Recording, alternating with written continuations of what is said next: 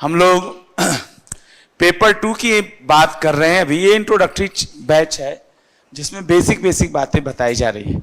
2 class मैंने लिया है 1.5 घंटे का, क्योंकि 11:30 से 1 बजे तक होती थी मेरी क्लास। आज हमने सुबह मौका मिल गया तो 2 घंटा पूरा मिलेगा मुझे। आपका कुछ छूटा नहीं है सर। अभी हम लोग बिजनेस लॉ में यूं मानिए कि बिजनेस भी नहीं पढ़ाया। अभी हम लोग थोड़ा लॉ के बारे में पढ़ रहे हैं और आज आपको एकदम नया टॉपिक मिल जाएगा। सीए में 4 पेपर हैं और 4 में से जो दूसरा पेपर है बिजनेस लॉ। तानिया जी लिखते चलिएगा थोड़ा सा। तो हम लोग उसको चालू कर रहे थे और इन बच्चों को डायलॉग मारा था मैंने। क्या डायलॉग मारा था कि अपने 11-12 में कॉमर्स लिए हो तो अकाउंट्स डेबिट क्रेडिट आता है ना, लेकिन लॉ का एल भी नहीं आता आपको, लॉ में कुछ भी नहीं आता। तो हमने इन बच्चों को बताया था कि ऐसा नहीं है कि आपको लॉ फॉर्मल रूप से नहीं पढ़ाया गया तो आता ही नहीं है। लॉ तो आता ही है आपको, आप लोग बताना नहीं चाहते। जैसे मैंने इनको बताया था कि मैं क्लास में आया और आप खड़े हो गए, माइट भी आपको लगा कि ये आदमी टीचर हो सकता है, जस्ट उदाहरण दिया। ये खड़ा होना भी ना बेटा एक तरह से क्या है बेटा, रूल है ना, कि कोई बड़ा आता है या अब ग्रीट करते हैं। अब जैसे मैंने आते ही आपने अगर गुड मॉर्निंग बोला या आपने तो बोला भी नहीं, हम आते तो वहीं से चालू हो गए थे, बोलिए क्या बेटा गुड मॉर्निंग। आप लोगों को लगा कि भाई हमें भी गुड मॉर्निंग का जवाब गुड मॉर्निंग से देना चाहिए। ये भी ना बेटा एक लॉ है, तो लॉ का सिंपल मतलब यही होता है, लॉ का मतलब रूल होता है ना। बट रूल बहुत तरह के, समाज के लिए अलग रूल है जिसको सोशल रूल कहते हैं, और व्यापार करने के भी कुछ क्या है बेटा रूल्स है। क्या लगता है बेटा आप बताइए तान्या, आपके पास पैसे हैं तो कोई भी व्यापार आप कर सकते हैं, लॉफुल अनलॉफुल लीगल इलीगल कुछ भी कर सकते हैं। मतलब पैसे हैं आपके पास तो बस पैसा ही सब कुछ है। मुझे तो लगता है कि अगर आपके पास पैसे नहीं भी हो और आपको आता हो, क्या आता हो बताइए, लॉ, तो बिना पैसे के भी बिजनेस चालू किया जा सकता है। कैसे मैं बताता हूं। लॉ के थ्रू हम शायद बैंक को अप्रोच करें, बैंक भी लोन देता होगा तो उसको भी लोन देने का कुछ ना कुछ क्या होगा, रूल्स होगा, प्रोजेक्ट होना चाहिए, उसका फ्यूचर का प्रॉफिट अर्निंग कैपेसिटी को किसी सीए से सर्टिफाई करवा लाइए। हाँ बेटे, और उसी प्रोजेक्ट के ऊपर आपको फंड मिल सकता है।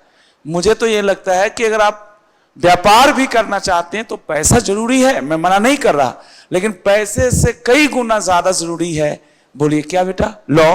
हंसाने के लिए इन बच्चों को बोला था तान्या बेटा कि दिल्ली है, हम दिल्ली की बात करें, आपको पता है शराब सिगरेट को छोड़ते शराब और आप बेचने के लिए आप क्या बेटा, आपके पास पैसे हैं तो आप किसी शराब की दुकान से जाकर और बहुत सारा शराब खरीद लें और बेचना चालू कर दे तो क्या बेच सकते हैं? हाँ नहीं, खरीद के आप कंज्यूम कर सकते हैं, लेकिन जितनी मेरी नॉलेज है कि शराब बेचने के लिए आपको शायद चाहिए होगा क्या, लाइसेंस। क्यों? मैं तो मान लो कोई व्यक्ति मोमोज बेचता है रोड पे, बेटा जरा ऑनलाइन में 7-8 बच्चे हैं, थोड़ा पहले मैं इनको ग्रीट कर दूं, ये बेचारे अकेले महसूस कर रहे होंगे। कोमल बहन, रोहन जी, आर्यन गर्ग साहब, अमित यादव जी और बाकी बच्चे, खालिद बेटा, आर्यन गर्ग, कोमल, प्रियंका, कश्यप जी और रोहन, सबका नाम ले ही लिया। एक मोतीलाल जी हैं, इनका तो नाम, ये हमारे स्टाफ है। ओके बेटा, एक बार जरा बोल दीजिए, इन बच्चों को भी साथ ले लेते हैं, फिर नया टॉपिक चालू करते हैं। बताना बेटा, दिल्ली में शराब बेचना खरीदना है तो क्या इसके लिए लाइसेंस चाहिए या नहीं चाहिए? पक्का लाइसेंस चाहिए। बिना लाइसेंस के आप शराब बेचना चालू करें तो शायद दिल्ली पुलिस पकड़ लेगी। पकड़ेगी कम बेटा, पहले तो वो योगी जी को फोन करेगी कि बुलडोजर भेज दो जरा, दुकान पे क्या चलवाना है, बुलडोजर। और दिल्ली पुलिस बहुत समझदार है, बोले काहे को तोड़वाना, इसका क्या अपराध है? बोतल उठा के दिल्ली पुलिस कह रहा है इसकी कोई अपराध नहीं है, लाओ इसको मैं पहले खाली कर देता हूं। अपना दिल्ली पुलिस भी तो दिलदार है, पूरा पी जाएगी, बोला हाँ अब खाली बोतल है ना, अब इसको तोड़ दो। तोड़ना भी जरूरी है। बेटा देखो ये लड़का कितना मुस्कुरा रहा है, आप मुझे बताओ बेटा आप लोगों ने भी पहली क्लास लिया था तो हम लोगों ने यही पढ़ा था कि लॉ का मतलब है सेट ऑफ रूल्स, है ना बेटा। और मेड बाई क्या राजीव सर या गवर्नमेंट, GOVT मतलब गवर्नमेंट, पक्का ना। अच्छा जी, बस इतना ही रहना तो ये बच्चे सीधे। तो बेटा जी आपका कुछ छूटा नहीं है। कितने पन्ने इनके छूट गए होंगे मेरा बच्चा? 2 पन्ना। देखिए तो लास्ट क्लास में कितने पन्ने पढ़ा दिए थे? 2 पन्ने छूटे होंगे, 3 पन्ने छूटे। ऐसा करिए ना मेरी बच्चियों, आप लोग अब तो कंसेप्ट 1 में टिप्स पढ़ लिए थे ना, वैलिड, वॉइड, वॉइडेबल, ये सब पढ़ लिया था। चलिए अब समझ गया मैं। मेरी बच्चियों आप लोग चालू करो, ये हम ना समझो कि चैप्टर 1 चालू किए आपके साथ। इतना लिखने के बाद लिखो सीधा चैप्टर 1, इसका नाम लिखो इंडियन रेगुलेटरी फ्रेमवर्क। ये चैप्टर हम लोगों ने चालू किया है और इसमें ना आज हम लोग पढ़ेंगे अपने बच्चों के साथ कि लॉ क्या है। ये तो थोड़ा थोड़ा समझ में आ गया। बेटा तानिया जी आप बैठे बैठे बताइए और तानिया की बातों को सब लोग एक साथ बताएंगे। इफ समबडी आस्क अस कि व्हाट इज लॉ, तो हमारा जवाब क्या होगा? इतना नहीं, सेट ऑफ रूल नहीं, सीधा बोलिए लॉ का मतलब नियम, लॉ मतलब नियम। इंग्लिश में बोलिए रूल्स। अब क्या फिर डायलॉग क्या मारिएगा? डायलॉग मारने आना चाहिए। थ्योरेटिकल टीचर को और थ्योरेटिकल स्टूडेंट्स को बातें बनाने आनी चाहिए। नहीं बनाने आता है तो बेटा मेरी कमी है कि मैं सिखाया नहीं आपको। जानते बेटा जो दिल्ली वल्ली के बच्चे होते हैं लोकल यहाँ के, वो बहुत जल्दी सीए बन जाते हैं, और जो बच्चे दूर से आते हैं वो बेचारे थोड़े रुक जाते हैं, कभी कभी दिक्कत होती है। जानते हैं सर दिक्कत कहाँ पे आने लगती है? जो इधर जो बच्चे होते हैं ना लोकल यहाँ पे, वो बच्चे ना मतलब उनमें एक तरह से स्पीकिंग स्किल्स, कॉन्फिडेंस थोड़ा अलग। वो एक ही बात को in other words we can say it can, है ना, there are various examples of law. तो कुछ कुछ लिख दिया तो उसका एक पैराग्राफ हो गया। और आप जैसे सीधे बच्चे एक लाइन लिखते हैं, हमारे सर ने तो एक ही लाइन बोला था। लेकिन ऐसा नहीं बोलना चाहिए बेटा, थोड़ा ताकत के साथ बोलिए। सब बच्चे, कोई पूछता है लॉ क्या है तो क्या बोलेंगे? रूल्स। और थोड़ा डिटेल में बोलना हो तो सेट ऑफ रूल्स। तो क्या हर सेट एक ही तरह का है, मतलब लॉ एक ही जैसा है या अलग अलग? इस क्लास का भी कुछ रूल है, गर्दन हिलाइए। यस, इस क्लास के रूल को हम क्या बोले? बिजनेस लॉ बोले या क्लास लॉ? इंटरनल है, ये गवर्नमेंट बनाई है या हम लोगों ने बनाया है? जैसे मैंने और आपने मिलके बनाया ताकि हम लोग की क्लासेस स्मूथली चल सके। तो जोर से बोलना है, यस या नो बेटा? अच्छा, अपने घर में भी एक रूल होता है। जैसे दादाजी मान लीजिए आपके, मतलब आपके तो मतलब किसी के दादाजी जिंदा है, दादा दादी भी है, पापा मम्मी भी है, ताऊ भी है, बड़े पापा भी हैं, सब लोग हैं, ज्वाइंट फैमिली है सर, 20-25 लोग हैं सर हमारे घर में। एक बात करो बेटा, तो क्या होगा, उसका भी एक रूल है बेटा। जैसे सबसे पहले दादाजी खाना खाते हैं, एक बात कर रहा हूं बेटा, या दादाजी सबसे जो बाहर वाला रूम है ना उसमें सोते हैं, वो रात के 9 बजे ही गेट वोट क्या कर देते हैं, बंद। उसके बाद अगर आना हो तो बड़ी डांट पड़ती है। हम लोग जैसे यंगस्टर्स हैं, सपोज हम लोग सीए बन गए हैं, अब हम लोग तो रात में पार्टी करके आएंगे, आ जाओ बेटा, हम लोग तो रात में पार्टी करके आएंगे तो 10-12 बजे आएंगे, तो दादाजी बड़ी डांट लगा देते हैं। Sir what I want to say कि घर का भी एक लॉ होता है ना, उसको क्या बोलूं मैं, बिजनेस लॉ बोलूं या सोशल लॉ? सोशल है, आपके फैमिली लॉ है वो, है ना बेटा। उसी तरह से टॉपर्स है, टॉपर्स यहाँ पे एक बिजनेस प्लेस है, पढ़ाती है, एक तरह से सर्विसेज बेचती है। और आप लोग सर्विसेज को क्या कर रहे हैं बेटा? खरीद रहे हैं ये। और इसके लिए क्या फ्री में खरीद रहे हैं या कुछ पैसे दे रहे हैं? पैसे दे रहे हैं। जो बच्चे लास्ट क्लास में आए थे बताइए, पैसे को पैसा बोला जाएगा या कंसिडरेशन बोला जाएगा? अच्छा, पढ़ाया नहीं था, कोई बात नहीं, आज याद कर लीजिए एक नया शब्द बेटा। हम लोग व्यापार में, बिजनेस में, बिजनेस लॉ में पैसा नहीं बोलते, क्या बोलते हैं हम लोग? कंसिडरेशन। फिर से बोलिए, आप लोगों ने टॉपर्स में फ्री में पढ़ रहे हैं या you have paid consideration? Paid consideration. तो चलिए दोस्तों, तो ये तो था बेसिक बातें। जो बच्चे, राम जी और तानिया जी, आप कुछ पेन न छोड़ने जरूरत नहीं है, वो बाद में आपको करा दूंगा। आप सीधा देखिए चैप्टर 1 और यहां से चालू करते हैं कंसेप्ट नंबर 2। आइए बेटा, आप लोगों का टिप्स तो पढ़ा दिया था। Sources of study of law, थोड़ा सा खुश होकर बोलते हैं जी। Sources of study of law. बेटा आपका क्या नाम? आप शायद ऑनलाइन देख रही थी क्या? जी। आपकी भी पहली क्लास? Second class, okay. तो लास्ट क्लास में आई थी बेटा? क्या नाम बेटे? देवांशी, हाँ नाम तो पूछा था बेटा जी। Sources of study of law. तो दोस्तों थोड़ा सा मैं खड़े होकर कुछ बातों को समझाता हूं, थोड़ा आप लोग भी मेरे तरफ देखते हुए मुझे कुछ बातों का जवाब दे देते और थोड़ा खुश होकर बोल देते तो मुझे अच्छा लगता। तैयार हैं आप सब लोग? ऑनलाइन वाले बच्चों आप लोग भी तैयार? हम लोग को आदत ही नहीं बेटा ऐसे बैठ के पढ़ाने का, हम लोग का तो आदत है बेटा एकदम जोश और जुनून के साथ करने का काम। चलिए सब बच्चे देखेंगे। ऑनलाइन वाले बच्चों आपको भी मेरा कम से कम पेट तो नजर आ ही रहा होगा, है ना? ये कैमरा थोड़ा और अच्छा रहता तो मजेदार हो जाता। खैर कोई दिक्कत नहीं बेटा जी। सुनिए, एक बार सब बच्चे आखिरी बार बताएंगे, हमें पढ़ना है फर्स्ट चैप्टर में लॉ का introduction.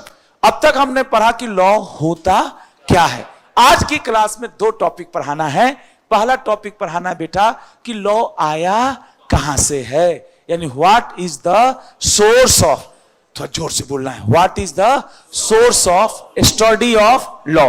Being a good student we shall be aware about the original source. ये नहीं कि राजीव सिंह की बातों को याद कर लिया, किताब की बातों को याद कर लिया। सर ये तो सेकेंडरी चीजें हो गई। टीचर क्या है, बुरा मत मानिए, टीचर तो सेकेंडरी है। टीचर तो लॉ की ही बातों को, किताब की ही बातों को सिंप्लीफाई करता है। लेकिन हमें तो बेटा जीवन में आगे जाना है ना। जीवन भर हम लोग कोचिंग थोड़े करते रहेंगे सर। कोई ऐसा गुरु भी तो मिले जो मुझे डिपेंडेंट ना बना के इंडिपेंडेंट बना दे। हमारा वो गुरु है हमारा ICI। ये हमें बता रहा है कि बेटा contract act, partnership act, sales of goods act अभी मैं चालू करता तो आपको बहुत मजा आता, लेकिन बेटा वो मजा तो अब बाद में भी आ सकता है। लेकिन ये बेस अगर बन गया ना तो आपका कॉन्फिडेंस जो होगा ना, जिसका कहते हैं ना, जिस बिल्डिंग की बैकग्राउंड मजबूत होती है वो बिल्डिंग पे बेटा कितने मंजिल ठोक दो ऊपर कोई खास दिक्कत नहीं है। तो बेटा अभी जो क्लासेस चल रही है ये पढ़ाई वाली क्लासेस नहीं है मेरे बच्चा, ये अभी क्या है, बेस है। राजीव भाई आपका खाली बेस बनवा रहा है। चलो नलायको इधर देखो मेरे तरफ, है ना? लॉ पढ़ने के 1 नहीं 2 नहीं कितने सोर्स हैं? 4 सोर्स है। सबसे पहला सोर्स बड़ा अजीब सा है, सुन के भी आपको हंसी भी आएगा। पहला सोर्स कह रहा है लॉ पढ़ने का, वो है भारत का संविधान। इंग्लिश में बोलिए क्या? Constitution of India. आज मैं आपको किताबें भी पढ़ाऊंगा, टेक्निकल लैंग्वेज भी दिखाऊंगा जो ICI लिखा है, लेकिन अभी अपनापन में बता रहा हूं, थोड़ा दिल से समझिएगा। आपका बुक बोलता है कि भारत में जितने भी लॉ हैं उनको बनाती तो है पार्लियामेंट या स्टेट गवर्नमेंट या स्टेट असेंबली।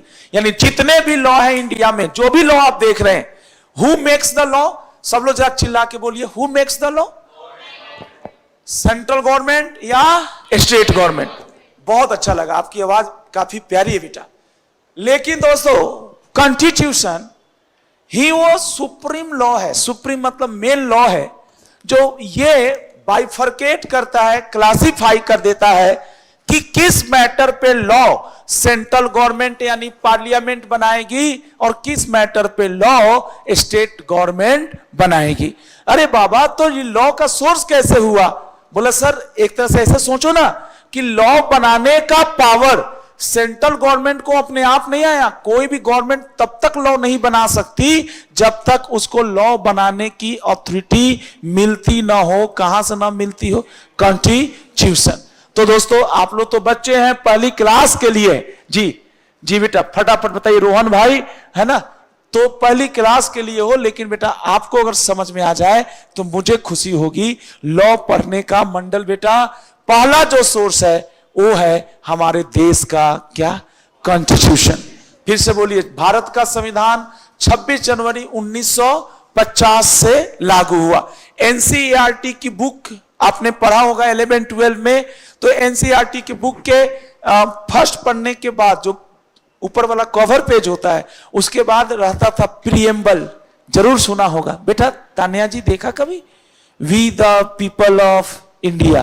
कहो सर हमारे सर बोलते थे। बोले छोड़ो ना, ये क्या है, ये एग्जाम में थोड़े आएगा। सर यही तो गलत बात है। आज बताइए आपका भाई जो है वो क्या सीधा चैप्टर चालू किया या बेस में ले आया? पहले आइए, कितना भाई या बहन हमारा होगा जो मुझे बता देगा? दिल से बताना। पहला टेक्निकल सोर्स जो हमारा है, फर्स्ट जो टेक्निकल सोर्स है, अगर दम है तो बताना बेटा। पहला जो टेक्निकल सोर्स है वो क्या है? अगर दम है तो बताओ। Constitution of India.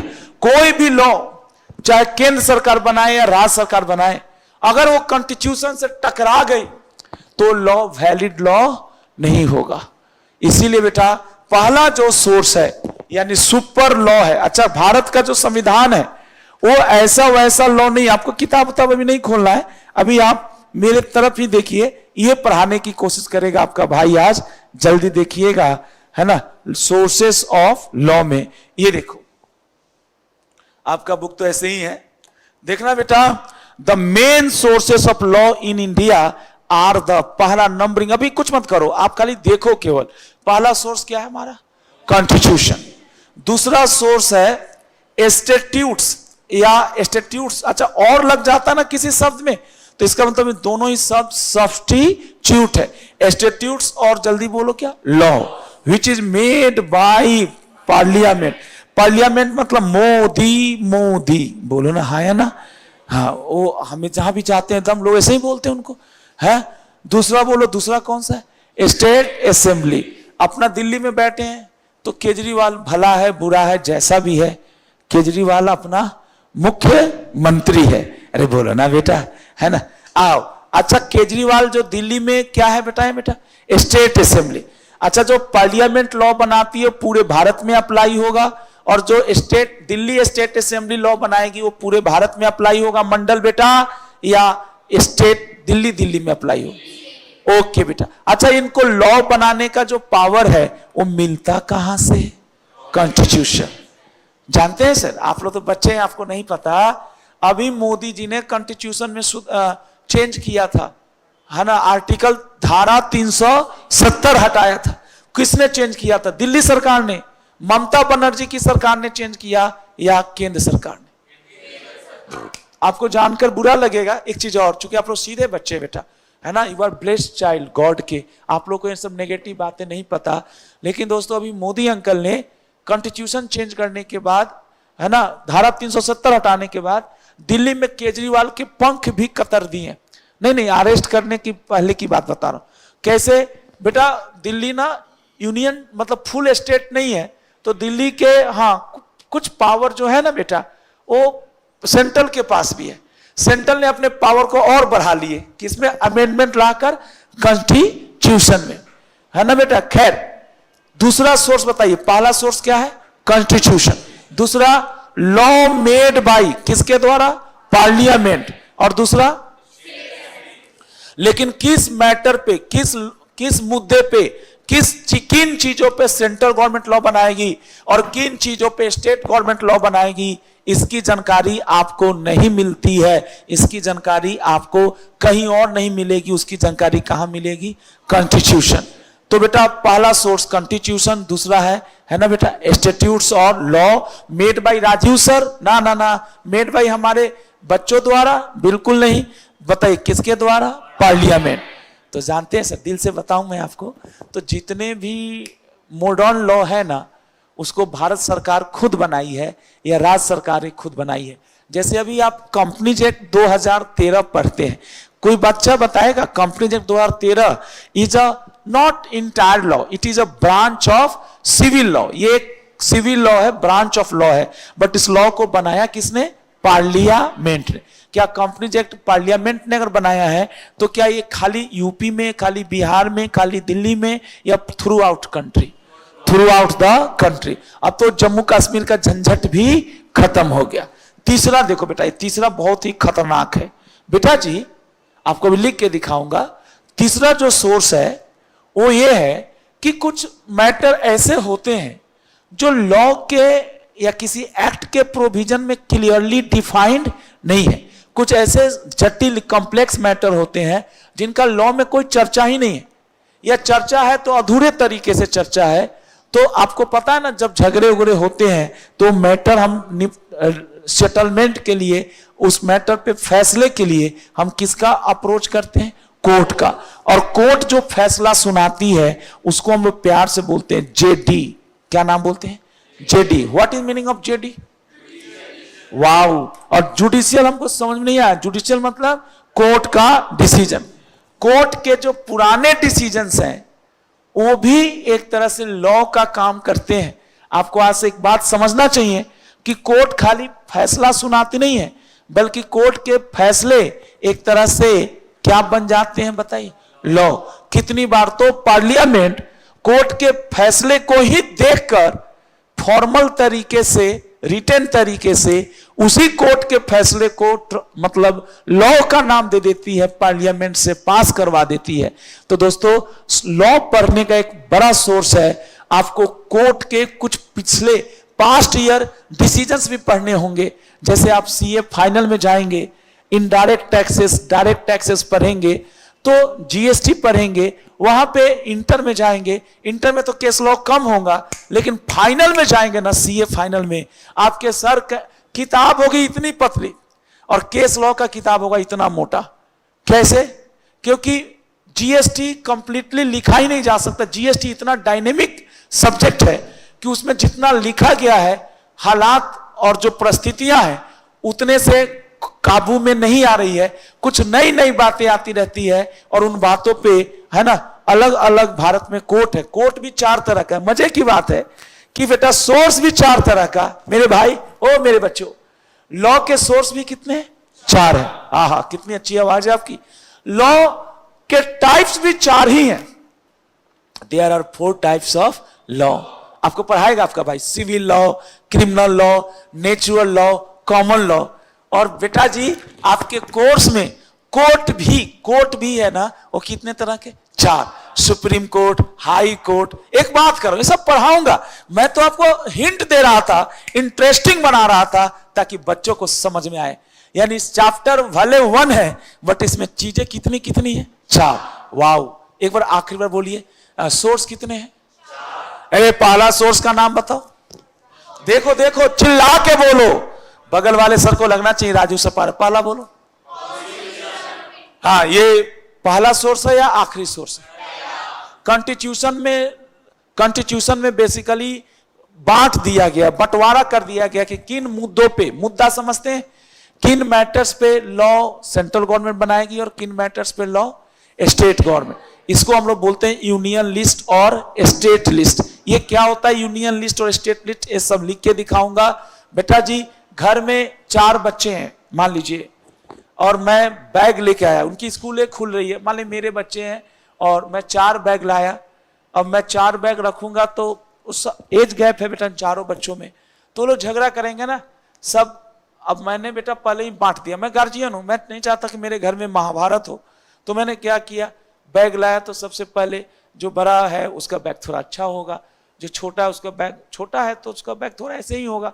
तो मैंने पहले ही बांट दिया कि भाई ये बैग तेरा, ये बैग तेरा, ये बैग तेरा, और छोटे वाले को बोला भाई ये बैग तेरा है, ये 4 बैग तुम्हारे हैं, अपना अपना झगड़ा उगड़ा करने की जरूरत नहीं है। मैं गार्जियन की तरह ऐसा काम करूंगा। हमारा भी लॉ का गार्जियन का नाम है कॉन्स्टिट्यूशन। दूसरे का बोलो बेटा, लॉ मेड बाय किसके द्वारा? पार्लियामेंट। वाओ। एंड उसका जोड़ीदार बोलो, स्टेट असेंबली। तीसरा, क्या कोर्ट के फैसले भी लॉ का तरह काम करते हैं? और आखिरी चौथा, हाँ ये पढ़ा दिया था क्या? पढ़ाया नहीं था ना? चलो चौथा क्या है? सुनो, अब कस्टम क्या है बेटा? तान्या जी, आपका टाइमिंग 9 बजे से है, आपकी पहली क्लास है। सर आए थे 9:05-7 पे, मैं आपकी क्लास में घुसा था। तो आप सोचेंगे कि चलो आज तो पहली क्लास है, हो सकता है सर की भी पहली क्लास हो, सर दूर से आते हो तो लेट हो गए, है ना? तो 9 बजे की क्लास पहले दिन 9:05 पे चालू हुआ, है ना? बेटा एक बात करो, या 9:30 में चालू हुआ 9 की क्लास, दूसरे दिन भी 9:30 में ही चालू हुई। आपने 10 दिन देखा तो आपको दिमाग में आ जाएगा कि भले लिखा है 9 बजे, टाइम टेबल 9 का है, लेकिन चालू कितने बजे होती है? 9:30। आपने अमिताभ बच्चन सर की एक डायलॉग सुना होगा, परंपरा, प्रतिष्ठा, अनुशासन, गुरुकुल के 3 स्तंभ। परंपरा, इंग्लिश में बोलिए, परंपरा को ही हम लोग ट्रेडिशंस कहते हैं। अरे बोलो ना नलायको, क्या बोलते हैं? हाँ, नलायकों का मतलब तुम लोग तो लायक हो लेकिन ज्यादा नजर लग जाती है ना, ज्यादा अच्छे से बोल दिया, बहुत अच्छे हो, इसलिए थोड़ा ये है ना, बोलने का तकिया कलाम है टीचर का जी। हाँ, कस्टम का मतलब बताओ। कस्टम मतलब परंपरा, परंपरा मतलब हाँ ट्रेडिशन। क्लास 9 की चलती कितने बजे? नहीं, एक दिन तो अच्छा, परंपरा एक दिन में पता चल जाता है या ओवर द टाइम? नहीं, आवाज कम आई। What is over the time? अरे नालायक, एक दिन में ओवर द टाइम पता चलेगा या बार बार जब कोई चीज हो? हाँ, कोई चीज बार बार हो तो लगता है यार यहां का यही क्या है, नियम है। थैंक यू सर, आपने बहुत सही शब्द। बेटा जी, आपको पता होगा सर, लॉ एक दिन में डेवलप नहीं हुआ सर। जो आज मॉडर्न लॉ या मॉडर्न जमाना आप देख रहे हैं सर, आपको हंसाने के लिए बोल रहा हूं। हमें आजादी मिली 1947 में, 1947। संविधान हमारा लागू हुआ, कॉन्स्टिट्यूशन 1950। एक लॉ बना, जरा लॉ का नाम पढ़िएगा, हिंदू मैरिज एक्ट 1955, हम्मा HMA, जरा बोलना जरा, हिंदू मैरिज एक्ट। तो क्या 1955 से पहले जब ये लॉ नहीं बना था तो हिंदू इस दुनिया में थे ही नहीं? थे। और वो लोग शादी वादी तो बिल्कुल नहीं करते थे, करते थे। 1955 से भी शादी विवाह, तलाक, मेंटेनेंस मतलब जब लोग अलग अलग रहने लगते हैं तो जो अर्न करता है वो दूसरे डिपेंडेंट को कुछ पेमेंट देता है या देती है, जो भी बात हो। दोस्तों, आपको जानकर कितना अजीब लग रहा होगा, हमारे देश में हिंदुओं के मैरिज को कोडिफाई मतलब लॉ के रूप में 1955 में रखा गया। लेकिन जब पार्लियामेंट ने 1955 में हिंदू मैरिज एक्ट बनाया था, उन दिनों जो ड्राफ्ट लॉ पहले बना था या लॉ बनाने की जो प्रक्रिया चालू हुई थी, पार्लियामेंट ने कमिटी गठन किया था, एक टीम गठन किया था, और उस टीम का टास्क था हिंदू भाइयों की भावनाओं को ठेस नहीं पहुंचाना, पूछना कि आप लोगों का कस्टम क्या है। तो जैसे अग्नि के साथ फेरे लेना है ना, ये जल्दी बताइए बेटा जी, है ना, ये मुस्लिम भाइयों में कस्टम नहीं है। कैसा कस्टम है? हिंदुओं में कस्टम है। अब हर कस्टम लॉ नहीं बनता, कस्टम तो बुरे भी होते हैं। बाल विवाह, 18 साल से कम उम्र के बच्चों का भी, बच्चियों का भी क्या हो जाता था, शादी। हर कस्टम लॉ का सोर्स नहीं है, केवल गुड कस्टम। रिपीट करना होगा मेरी बातों को। कौन से कस्टम? अच्छे वाले कस्टम, बुरे कस्टम नहीं। सती प्रथा नाम तो सुना ही होगा, जिसमें महिलाएं जब उनके पति लड़ाई पे जाते थे तो अपने आप को आग के हवाले कर देती थी। उनको पता था कि हमारा पति जीत के आने वाला तो है नहीं। एक बात करो, मैं मजाक नहीं उड़ा रहा हूं किसी का, मैं सिर्फ थोड़ा, अब मैं बोरिंग तरीके से बोलूंगा तो आपको मजा नहीं आएगा, तो इसलिए मैं बोलता हूं, ऐसा कोई मैं इंटेंशन नहीं। जी बताइए, वो महिलाएं ने बेटा अपने आप को आग में या मतलब जो भी था, वो कितना बोलने में बुरा लगता है, जला लेती थी ताकि है ना कोई दूसरा व्यक्ति उनके तरफ बुरी नजरों से ना देखे, या जो भी प्रॉब्लम थी, सती प्रथा बोलते थे। यह भी तो कस्टम था राजस्थान में, है ना, एक खास तरह के कम्युनिटी के लोगों में जो लड़ाके टाइप के थे, उनके बीच इस तरह की कस्टम बड़ी मतलब प्रिवेलिंग कस्टम थी, मतलब काफी चला आ रहा था। लेकिन वो कस्टम कभी नहीं बन पाया। क्या नहीं बन पाया? लॉ। अब कहोगे सर तो हर कस्टम लॉ नहीं है ना बेटा, लेकिन बेटा हिंदू मैरिज एक्ट, मुस्लिम मैरिज एक्ट, बेटा मुस्लिम भाइयों का भी हम लोगों ने बहुत दिनों बाद ये जो तलाक वलाक, मुस्लिम वुमेन प्रोटेक्शन एक्ट, महिलाओं के साथ जो मुस्लिम महिलाओं के साथ जो आप गलत करते थे कि भाई है ना 2-2 शादियां 3-3 शादियां, उनको भी रेगुलेट करने के लिए है ना बेटा कुछ लॉ बनाए गए। लेकिन वो लॉ बनाते समय मुस्लिम भाइयों का भी जो उनका ग्रंथ है, कुरान है, या उनकी जो प्रथाएं हैं, वो मुस्लिम स्कॉलर से पूछा गया। भारत के लोगों ने, पार्लियामेंट ने पूछा कि हम लॉ बना रहे हैं। तो दोस्तों अगर आपका कोई कस्टम है तो बताइए दोस्तों, तो आप मुझे बता दीजिए कस्टम का सिंपल मतलब क्या है। कस्टम कोई चीज एक दिन घटित हो जाए तो कस्टम का रूप ले लेती है या ओवर द पीरियड। एक दिन आपकी क्लास लेट हो गई, एक दिन क्लास आपकी जल्दी छुट्टी हो गई, can you label it as a custom. लेकिन रोज जल्दी छुट्टी हो जाती है, रोज लेट से चालू होती है, तो you can label it as a custom. Label मतलब आप इसके ऊपर एक स्टिकर लगा देंगे कि लिखता 9 बजे है टीचर, आता कितना बजे है, 9:30। ऐसा गलतफहमी मत जिएगा बेटा, फिर पिटाई हो जाएगी आपकी। चलो अब मुझे मजा आ गया दोस्तों, लेकिन मुझे मजा आने से क्या होगा, आपको मजा आना चाहिए था। अब सब लोग मेरे तरफ देखिए, मैं इसको मिटाता हूं। लॉ पढ़ने के, लॉ क्या है ये तो समझ में आ गया। लॉ पढ़ने के कितने ओरिजिन या सोर्स है, 4। उल्टा पढ़ते हैं कस्टम, कस्टम भी लॉ का एक सोर्स है।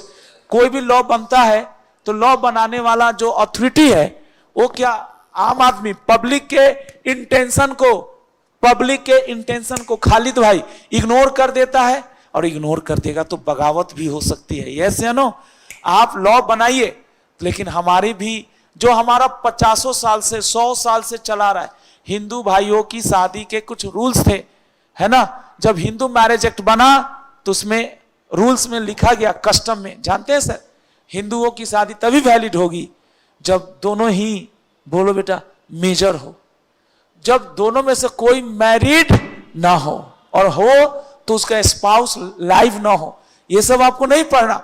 मैं क्यों पढ़ा रहा हूं, क्योंकि हम लोगों ने इसको पढ़ा है, हम लोग इसको पढ़ते थे। बोलिए कहां पे, हिंदू मैरिज एक्ट। हिंदुओं में ऐसी कस्टम नहीं थी कि आपकी वाइफ जिंदा है तो हस्बैंड एक और शादी कर लेगा, बट मुस्लिम भाइयों में ऐसी प्रथा है, तो उनकी प्रथा को भी हमने उनके लॉ में रिस्पेक्ट दिया है।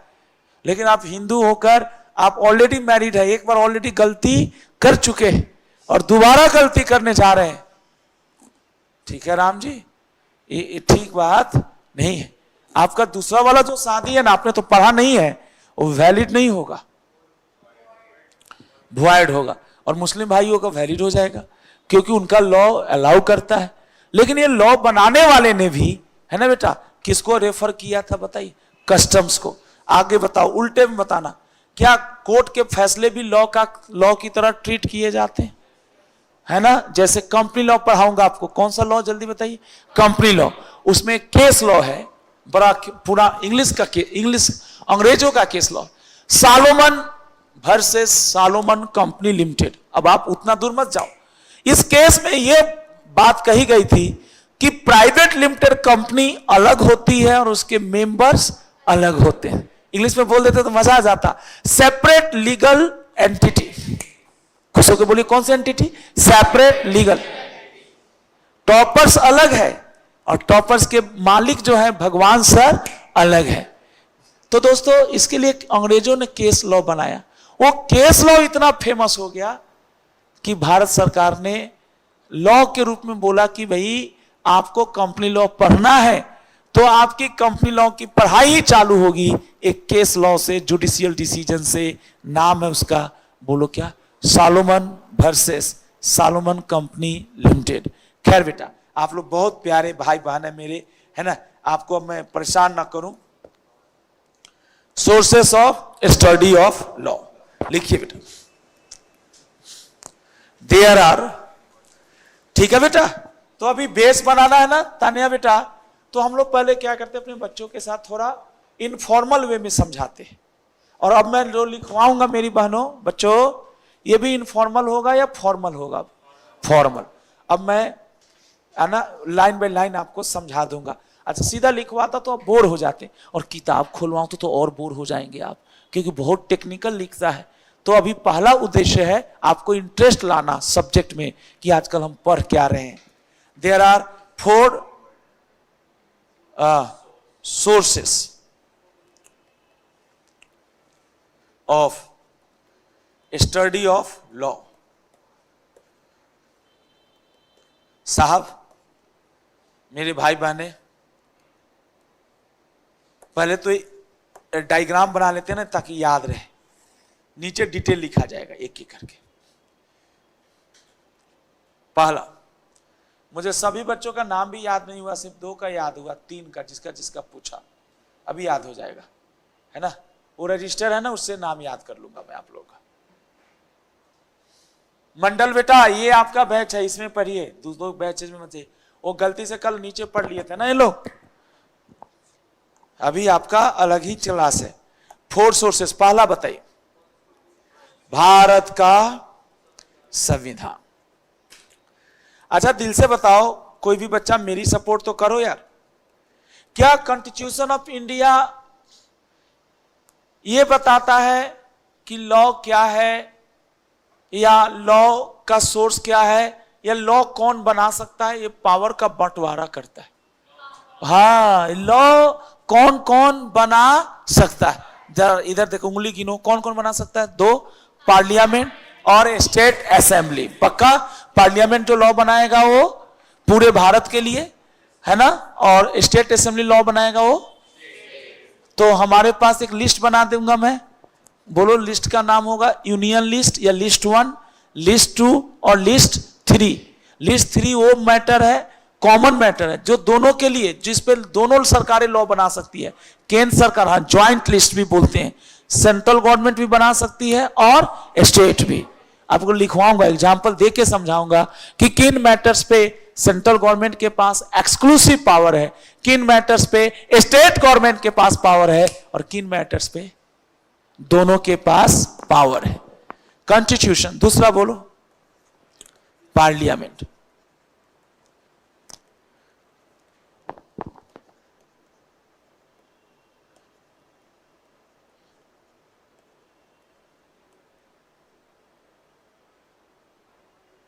स्टेट असेंबली लिख दिया। तीसरा जेडी, कॉमन बेटे, हाँ अब आपकी आवाज आ रही है, जेडी। और लास्ट बताइए, लास्ट कस्टम्स। वाह बेटा, कस्टम जब भी मैं बोलूंगा आपके दिमाग में एक ही बात आएगा, परंपरा। और ये एक दिन में बनता है कस्टम या ओवर द टाइम? कस्टम हवा में होता है या सोसाइटी में होता है? लॉ अगर पढ़ना है, लॉ जब बनता है, लॉ जब सरकारें बनाती है, तो लोगों की एक्सपेक्टेशन को भी थोड़ा पता करती है कि लोग जो इस जाति, इस धर्म, इस क्षेत्र के लोग हैं, वो कैसे, लॉ नहीं बना था तब भी तो लोग जी ही रहे थे, है ना। तो कुछ ना कुछ तो सोर्स है, वहां से भी ले आओ। कस्टम के बदले में एक और नया शब्द आया, यूसेस। अब कहो दोनों में क्या अंतर है सर, या दोनों एक ही है? चूंकि आपने और नहीं लिखा, देखो जी, कस्टम ना सोसाइटी में पाया जाता है, सोशल मैटर्स का कस्टम होता है, और यूसेज जो होता है वो व्यापार में पाया जाता है। जैसे ट्रेड में, होलसेल मार्केट में कभी आप सब्जी खरीदने जाएं, एक बात को, यहाँ पे गाजीपुर मार्केट है बगल में, है ना बेटा, यहीं पे गाजीपुर मार्केट है बगल के, यहीं 2-4 किलोमीटर की दूरी पे। अब वहां पे आप सब्जी खरीदने जाएंगे ना, तो वहां पे एक कस्टम है वहां का, या यूसेज है, कि वहां पे 5 किलो वजन का, मतलब 5 किलो सब्जी खरीदेंगे, तो जो बाट होता है, वेट करने का जो टूल्स होता है, उसमें वजन करेगा वो 5.5 किलो, मतलब आधा किलो क्या देता है आपको, फ्री।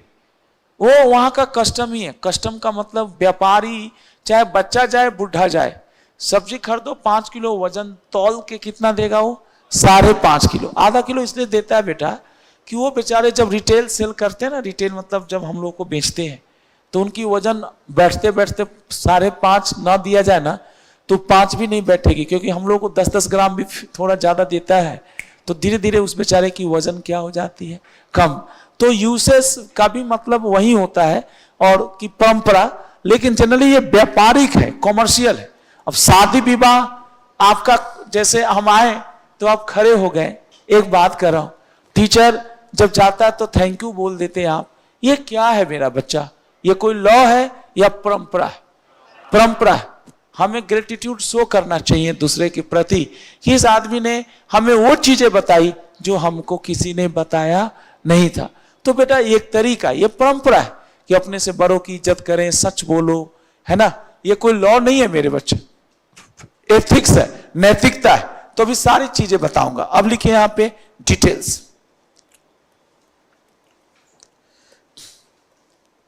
पहला,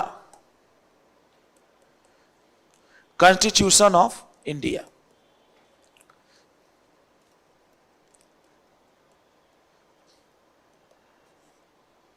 कॉन्स्टिट्यूशन ऑफ इंडिया, भारत का संविधान।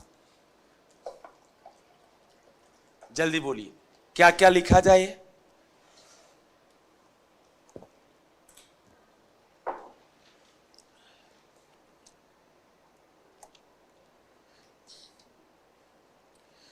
Main source of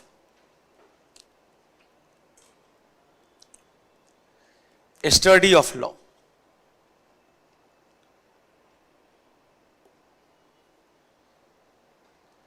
which divides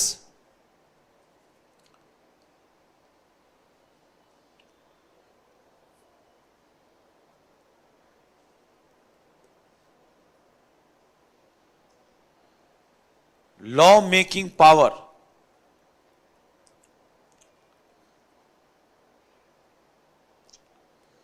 into कितने पार्ट्स में बेटा, लॉ मेकिंग पावर को?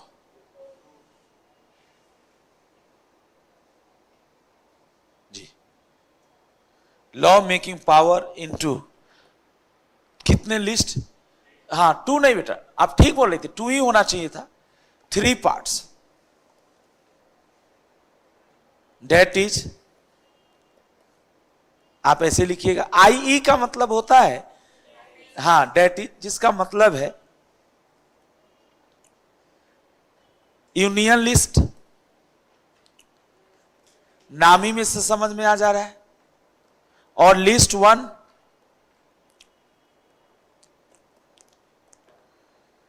इसमें वो बातें हैं जो नेशनल इंपॉर्टेंस की है। पूरे देश में एक जैसा कानून होना चाहिए। जैसे इंटरनेशनल रिलेशन, रसिया और यूक्रेन में लड़ाई चल रही है, इंडिया का क्या स्टैंड होगा, ये केजरीवाल बताएंगे, ये योगी अंकल बताएंगे, या मोदी जी बताएंगे? तो मोदी जी बताएंगे। तो मोदी जी को ये बताने का पावर मिला कहां से? भारत के संविधान से मिला है। पार्लियामेंट में जो लॉ बनती है जिन मैटर्स पे, यूनियन लिस्ट और list 1 on which law is made bye, yes, मतलब ये कह रहा है कि तुम सेकेंडरी चीजों से मत जियो बेटा। आपका लॉ कह रहा है कॉन्ट्रैक्ट मत पढ़ो, बाद में पढ़ लेना, पहले ये सब सीख लो कि कॉन्स्टिट्यूशन करता क्या है। बेसिकली कॉन्स्टिट्यूशन तो बहुत कुछ करता है, बट आपको बेसिक बता रहा हूं। On which law is made by, किसके द्वारा made by? Central government. Union list और list 1 on which law is made by central government.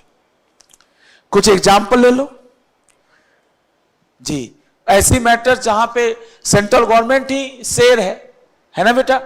आइए मैं थोड़ा सा आपको एक छोटा सा इंटरनेट की दुनिया से एक चीज पढ़ाता हूं। आपका बुक तो नहीं बताता अच्छे से, लेकिन मैं आपको एक इंटरनेट की दुनिया से एक चीज बताता हूं। सर इंटरनेट गलत चीज नहीं है, वो तो हम लोग भर दिन रील्स देखते रहते इसलिए लोग गलत मानते हैं। जी बेटा, ये देखिए मैंने लिखा है यहां पे यूनियन लिस्ट, ये देखिए यूनियन लिस्ट ऑफ, बहुत लोग हैं, इंडियन कॉन्स्टिट्यूशन। ये देखो सर, आइए हम बाइजू के पास चलते हैं, बाइजू अंकल के पास। वाह बेटा, ये कुछ ज्यादा छोटा है, दिखेगा नहीं आपको। ये चैट जीपीटी चालू हो गया है, लिख के बता दिया आपको। ये देखो बेटा, दिल से पढ़ना। आपको दिखाई दे रहा है कि नहीं दे रहा है? पहले बताइए। नहीं, थोड़ा बहुत, थोड़ा सा। ये बड़ा, रुकिए ना, बढ़िया खोजता हूं। अब कुछ थोड़ा बेहतर है सर? ओके।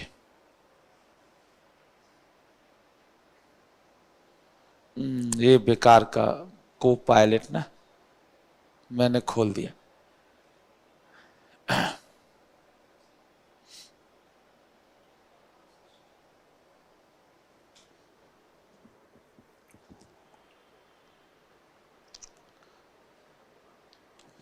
लिस्ट 1 ऑफ, कहीं और से निकालता हूं बेटा, को पायलट अंकल अच्छे से नहीं दिखा रहे, ये कुछ थोड़ा ठीक लग रहा है, मैं यहीं से पढ़ाऊंगा आपको। ये देखिए बेटा जी, 7th शेड्यूल भारत के संविधान का ही खुल गया है।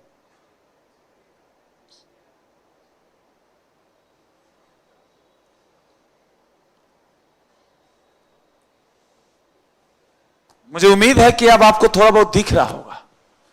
बताएं बेटा, लिस्ट 1, ये लिस्ट 1 टीचर कहां से उठाया है?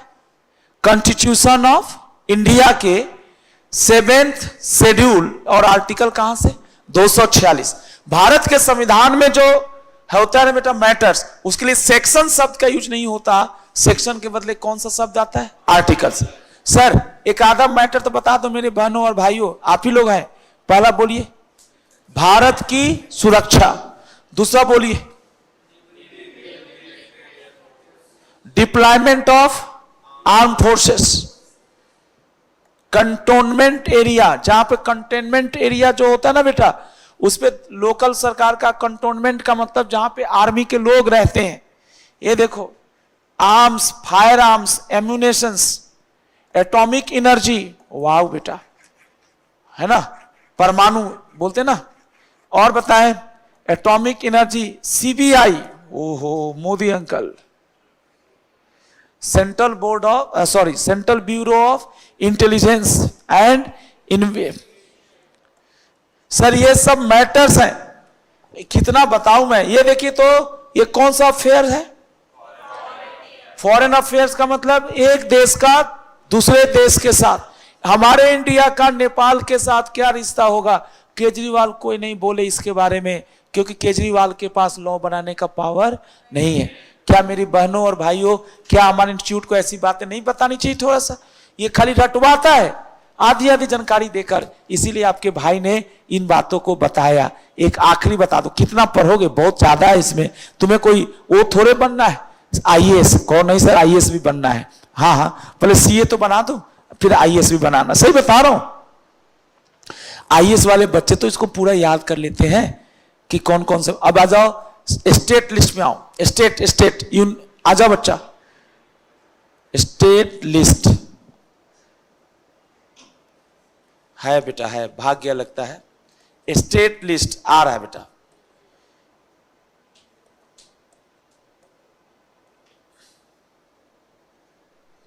स्लो चलता है बेटा यहां पे। ये देखो, ये तो लिस्ट 3 हो गया। चलो कोई नहीं, जो दिख रहा वही देख लो बेटा। लिस्ट 3 में क्या होगा? ओ मैटर्स, जल्दी बोलो, ओ मैटर्स जिसपे एक ही लॉ बना सकता है या दोनों बना सकता है। ये देखना जरा, 5वां पॉइंट पढ़ो, मैरिज एंड डाइवोर्स। जोर से बोलो ना बेटा, marriage and divorce, infants, minors, adoption, will, है ना, इंटेस्टेसी, सक्सेशन। ये क्या होता है बता दूंगा आपको, परेशान मत होना, है ना। ये है, ये देखना बेटा, ट्रांसफर ऑफ क्या, प्रॉपर्टी, लेकिन कौन सी छोड़ के? Agriculture land. जानते हो, आपको थोड़ी देर बाद बताऊंगा। Agriculture land is convert into, जल्दी बोलिए कौन सा? State list. आपको मैं प्रूफ देता हूं। ड्रग्स होता ना, नहीं वो ड्रग्स नहीं, जो बॉलीवुड वाला, वो वाला ड्रग्स नहीं। ड्रग्स का मतलब जो मेडिसिन है, जो अल्कोहल है। बोला अल्कोहल भी तो वही है सर। हाँ तो अल्कोहल है, शराब वराब है ना बेटा, शराब के लिए जो कानून बनाने का अधिकार है वो स्टेट गवर्नमेंट के पास है। पेट्रोल डीजल पे के जो प्राइसिंग होती है वो स्टेट गवर्नमेंट तय करती है। यही कारण है कि हर राज्य में पेट्रोल डीजल का दाम 1-2 रुपये का, 4 रुपये का क्या होता है, अंतर होता है। कभी कभी आप ट्रेवल करते हैं सर, तो आप दिल्ली में पेट्रोल नहीं भरवाएंगे, हरियाणा में भरवाएंगे, और हो सकता है फिर राजस्थान में ना भरवाएं। अगर आपको 3 राज्यों से होकर गुजरना है, फुल टैंक हम लोग करवा लेते हैं। अरे 2 रुपया भी सस्ता मिल रहा है, 50 लीटर भरवाएं तो 100 रुपये का तो हमारा बचत हो गया। आप कहेंगे सर ऐसा क्यों है? क्योंकि जो पेट्रोल, डीजल, शराब, एग्रीकल्चर, खेती-बाड़ी, इन सब के ऊपर लॉ बनाने का पावर किसके पास रख दिया गया है? स्टेट के पास। तो मुझे उम्मीद है कि आपको नेट की ये जानकारी थोड़ी सी इफेक्टिव लगी हो। एग्जाम्पल बताइए, बोलिए बेटा, कौन सा? Defence, arm forces. आप इनकम टैक्स पढ़ेंगे ना सीए इंटर में, income tax.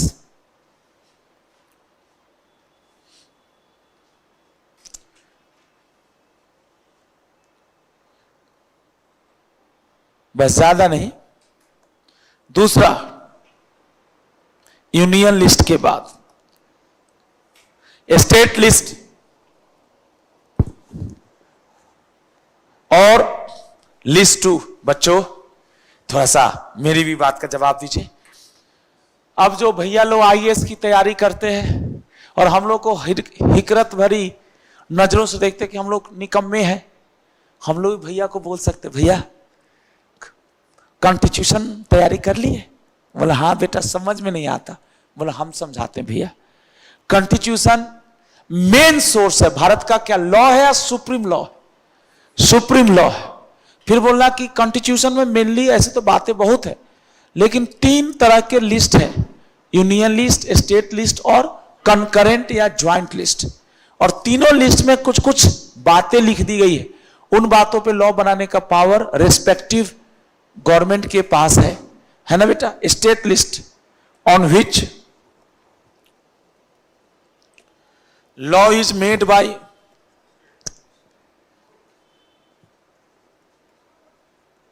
state government and applies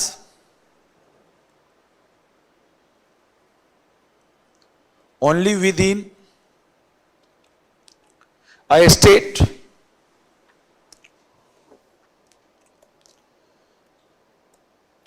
एक एग्जाम्पल, एग्रीकल्चर।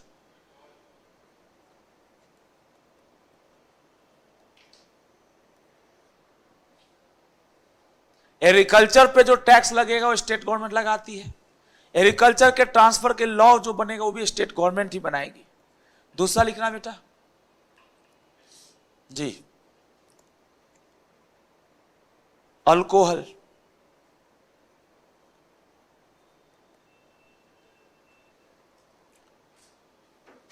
Petrol, diesel.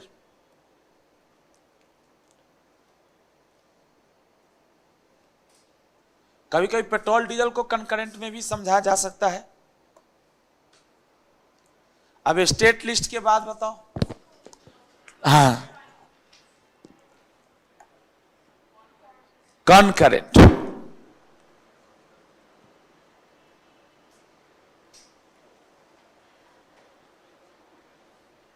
और ज्वाइंट लिस्ट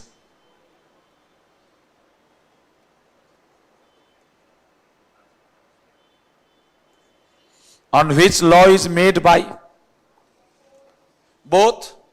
मेरा यहां भी बड़ा झगड़ा होता है कि मान लीजिए कोई ऐसा मैटर है जिस पे दोनों ने लॉ बना दिया और दोनों में झगड़ा हो गया, सेंट्रल गवर्नमेंट है स्टेट गवर्नमेंट, तो ऑब्वियसली किसको ज्यादा भाव मिलेगी? सेंट्रल गवर्नमेंट का। पहली बात तो हम लोग प्रयास करेंगे कि हमारे आपके बीच में डिस्प्यूट हो ही ना, हम अपने दायरे में रहे, आप अपने दायरे में रहे। On which law is made by both central government as well as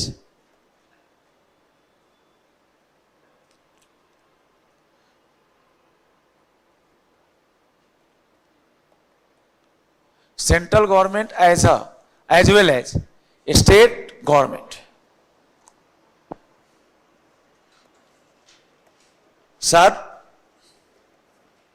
ये देखिए, वो क्या था बेटा? वो एक टॉपिक मैरिज, मेंटेनेंस, छोड़ दीजिए, मैरिज से काम चल जाएगा। स्टाम्प ड्यूटी, ये सबसे फेमस है बिजनेस लॉ में। मजा आ गया बेटा, ज्यादा नहीं जाने का। चलो एक बार दिल से बताओ, भारत का संविधान लॉ पढ़ने का सोर्स है, बट सर समझा ही नहीं पाए और आप समझ ही नहीं पाए। बेटा आप बताइए, पीछे जो बैठी है देवांशी के बगल में, क्या नाम बेटा? कशिश जी, खड़े होके बताइए सर ने क्या पढ़ाया इतने घंटे में। कहिए कि भारत का संविधान, ये तो बच्ची है अभी, नई नहीं है सब लोग, आप फिर भी कोशिश करिए मेरी बच्ची। भारत का संविधान भी सोर्स है, क्योंकि अब तुम लोग बोलो, क्योंकि ये लॉ बनाने की पावर को बांटता है, डिस्ट्रीब्यूट करता है। किस में बांटता है? तीन, हाँ, स्टेट गवर्नमेंट और सेंट्रल गवर्नमेंट। कितने तरीके से बांटता है? तीन। कुछ ऐसे मैटर जिसपे सेंट्रल गवर्नमेंट खाली लॉ बनाने के लिए अधिक ऑथोराइज्ड है, जिसको यूनियन लिस्ट बोलेंगे।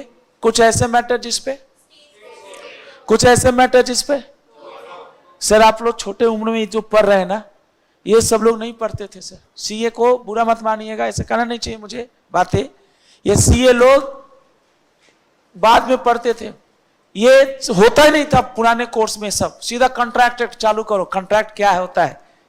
लेकिन अब हमारे इंस्टीट्यूट कर रहा नहीं नहीं, थोड़ा बेस बना लो बेटा। एक बार जरा कशिश के लिए क्लैप कर दीजिए आप लोग, कर दीजिए। इससे ना थोड़ा मोटिवेशन आता है बेटा, बैठी बैठी। हाँ, दूसरा,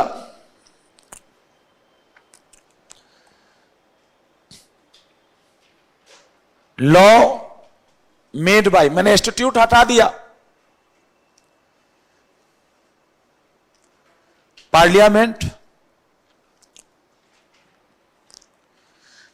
सर भले मेन सोर्स का खिताब कॉन्स्टिट्यूशन ले गया, लेकिन रियलिटी में कॉन्स्टिट्यूशन लॉ थोड़े बनाता है, वो केवल एक व्यवस्था कर देता है कि कौन सी मैटर पे कौन सरकार लॉ बनाएगी। लॉ तो दिल से उस व्यवस्था को, उस लिस्ट को, लिस्ट में दिए गए पावर को यूज करके बनाती है सरकारें लॉ। बताइए बेटा कौन सा? Parliament and state legislator. अच्छा आपके बुक में असेंबली है, वही लिखिए, सॉरी बेटा। अच्छा लेजिस्लेटर गलत नहीं था। अब इतना समझे,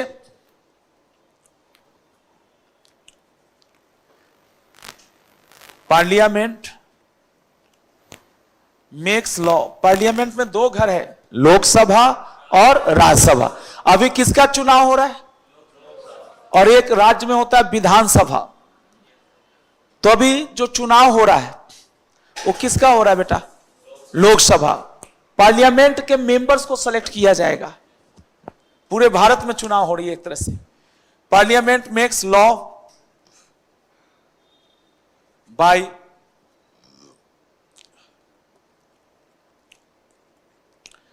passing the bill.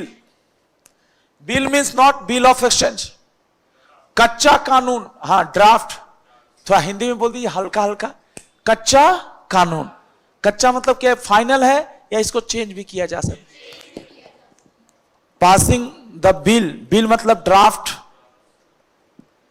ड्राफ्ट या प्रोपोज्ड लॉ।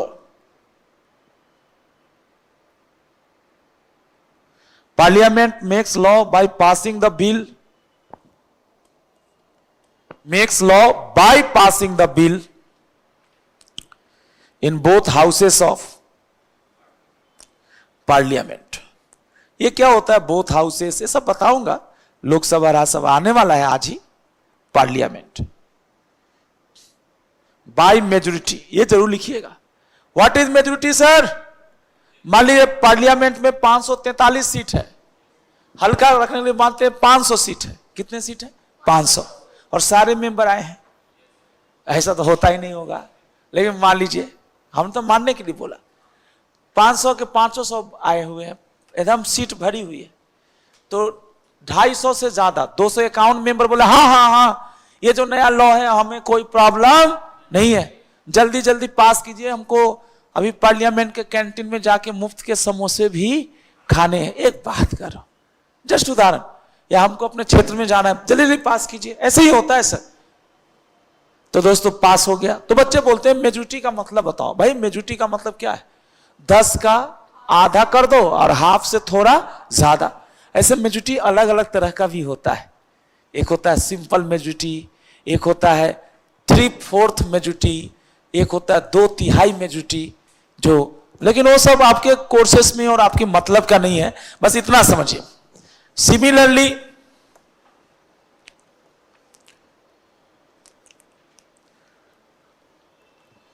स्टेट असेंबली, जिसको आप विधानसभा बोलते हैं, विधान, कानून का मतलब विधि, विधान भी होता है, नियम तो होता ही है, उसी से सभा मतलब assembly. Similar state assembly makes law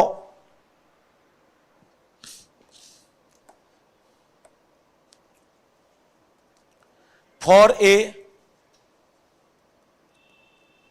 particular state. तीसरा आपका टफ पॉइंट, जेडी,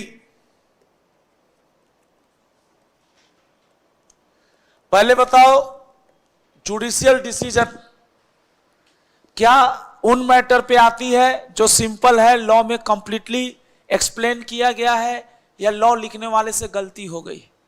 लॉ ने लेखक ने, जिसने लॉ बनाया है, जिन्होंने लॉ के प्रोविजन लिखे हैं, वो भी नहीं सोच पाए थे कि इस तरह के भी डिस्प्यूट हो सकते, ऐसा भी मैटर आ सकता है।